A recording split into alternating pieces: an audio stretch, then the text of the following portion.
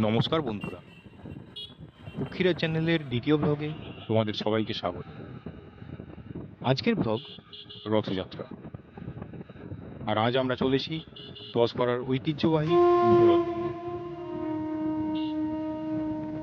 তবে সবার প্রথমে এই ব্লগ এডিটে নিয়ে আসার জন্য আমরা তোমাদের সকলের কাছেই ক্ষমা করি।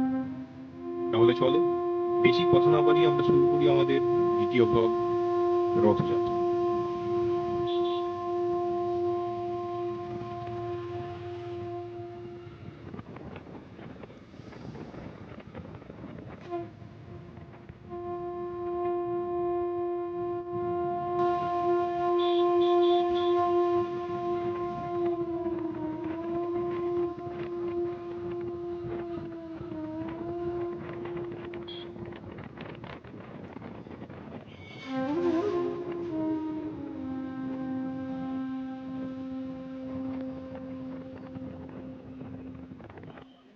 তো দেখতে দেখতে আমরা চলে এসেছি দশভরা রায়বাড়ির গেটে। এই রায়বাড়ি ছিল এক সময় ডাকসাইটে জমিদার পরিবার। এখানেই মাঠের মধ্যে অনুষ্ঠিত হয় রথের মেলা। ওই যে দূরে সামনে আমরা দেখতে পাচ্ছি রায়বাড়ির গেট। শোনা যায় এই গেটটি নাকি মাত্র এক রাতের মধ্যেই নির্মাণ হয়েছিল।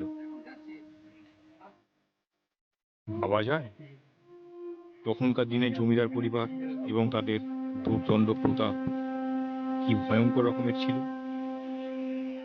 আমরা প্রবেশ করেছি রথতলার মাঠে। দেখতে পাচ্ছি দুপাশারি নানা রকমের দোকান,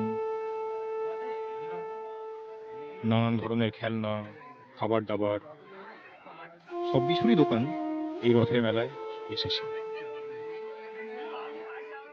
এছাড়াও দেখতে পাচ্ছি মানুষের সমাগম। বাঙালির 12 মাসে 13 পার্বণ, এই রথ তার মধ্যে অন্যতম। শোনা যায় দশঘরার এই রথ ভারতের দ্বিতীয় প্রাচীনতম রথ। অনেকের মতে ভারতের দ্বিতীয় প্রাচীনতম রথ হচ্ছে মাহেশের রথ। তবে এই দশঘরা রথের পিছনে ইতিহাস আছে। সেই ইতিহাস যদি তোমরা জানতে চাও আমাকে কমেন্টে জানিও, আমি অবশ্যই জানিয়ে দেব এরপরের ব্লগে। আমরা দেখতে পাচ্ছি ওই দূরে রথ টানা হচ্ছে, মানুষের সমাগম উপচে পড়েছে।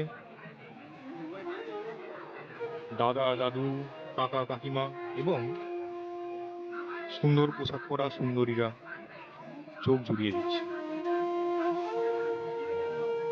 আমাদের এই রথে আসতে একটু দেরি হয়ে গেছে। আমরা দেখতে পাচ্ছি রথ টানা ইতিমধ্যেই শুরু হয়ে গেছে এবং প্রায় অর্ধেকটা হয়েও গেছে। দশপাড়ার এই রথ আসলে রাধাকৃষ্ণ। অনেকদিন আগে একটা সময় এই রথে ভর করেছিলেন গোপীনাথ ঠাকুর। শোনা যায় সেই গোপীনাথ ঠাকুর একবার রুষ্ট হয়ে যারা রথ টানছিল সামনের কিছু লোককে চাপা দিয়ে দিয়েছিলেন এবং তারপর থেকেই এই রথে অধিষ্ঠান করেন রাধাকৃষ্ণ। রথের এই মূর্তি, রথের দড়ি সব রাখা হয় বিশ্বাস বাড়ি। এই বিশ্বাস বাড়ি দশঘরার আড়াই জমিদার। ঐতিহ্যবাহী দশঘরায় একটা সময় জমিদারের ছড়াছড়ি ছিল। 3টি জমিদার বাড়ি এখানে দেখতে পাওয়া যায়: রায়বাড়ি, জমিদার বাড়ি এবং বিশ্বাস বাড়ি।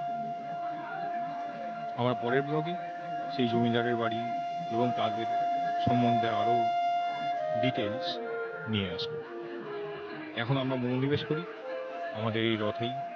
আমরা দেখতে পাচ্ছি বাচ্চারা তাদের বাবা কাকাদের কাঁধে উঠে রথ দেখছে। দেখতে পাচ্ছি মানুষের ভিড়, অনেকেই ভিডিও করছে। পশ্চিমের আকাশে ঢলে পড়েছে সূর্য। দেখতে পাচ্ছি ভিড়ের মধ্যে সুন্দরীরা দাঁড়িয়ে দাঁড়িয়ে ভাঙছে এবং সুন্দরীদের দেখে চোখ জুড়িয়ে নিচ্ছে যুবকরা। এই রথ শুধুমাত্র উৎসব নয়, এখানে দেখা হয়ে যায় বহু পরিচিত মানুষের, আলাপ হয় অনেক নতুন মানুষের সাথে। কেউ হয়তো তাদের জীবনসঙ্গীদেরও খুঁজে পেয়ে যায় এই রথের মেলাতে। এছাড়া যারা খাদ্যরসিক তাদের তো এটা যথেষ্ট আনন্দের জায়গা। ভিড়ের জন্য আমরা খাবারের স্টলগুলো দেখতে পাচ্ছি না।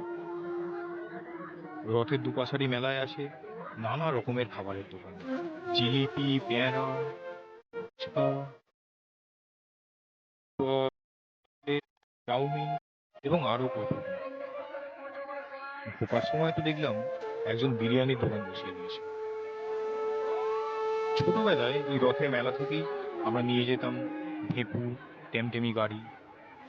এখন ভেপু পাওয়া যায়, টেমটেমি গাড়ি কিন্তু আর দেখতে পাওয়া যায় না। এই রথের মেলাতেই সন্ধে হলেই কান পাতা দায় হয়ে যায় ভেপুর আওয়াজে। তবে সেটাই তো মজা। রথ টানা প্রায় শেষ হয়ে এসেছে। এইবার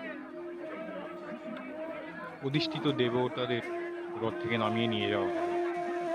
আমরা আমাদের চ্যানেলে এক্সক্লুসিভলি সেই ভিডিও আপনাদের সবাইকে দেখাবো। তৈরি থাকুন।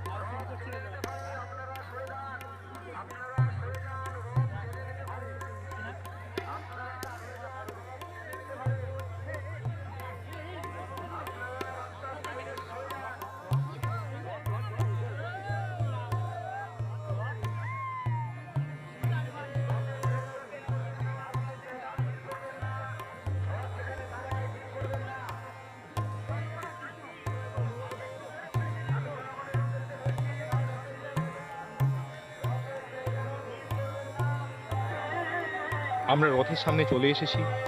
আমরা দেখতে পাচ্ছি রথের উপরে বসা পুরোহিতরা ছাতা বাড়িয়ে দিয়েছে কিছু খুচরো পয়সার আশা। তবে দশহরার সেই ঐতিহ্যমণ্ডিত আগের রথ আর নয়।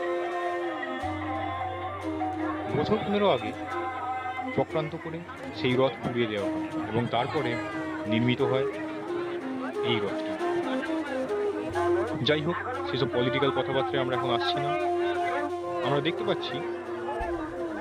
দেখতে পাচ্ছি রথ থেকে রাধাকৃষ্ণের মূর্তিকে বের করে নেওয়া হয়েছে এবং তাদের নিয়ে যাওয়া হচ্ছে বিশ্বাস বাড়িতে, যেখানে তারা অধিষ্ঠান করেন। এই দৃশ্য দেখা সত্যিই পুণ্যের ব্যাপার, সবার ভাগ্যে জোটে না। আমরা দেখতে পাচ্ছি পালকিতে করে পালকি বাহকেরা দেবতাদের নিয়ে চলেছেন। এই ব্লগ আমরা আর বেশি না বাড়িয়ে এখানেই শেষ করলাম। আমরা দেখলাম এক নতুন ধরনের রথ, যেখানে জগন্নাথের জায়গায় রাধাকৃষ্ণের মূর্তি প্রতিষ্ঠান করেন।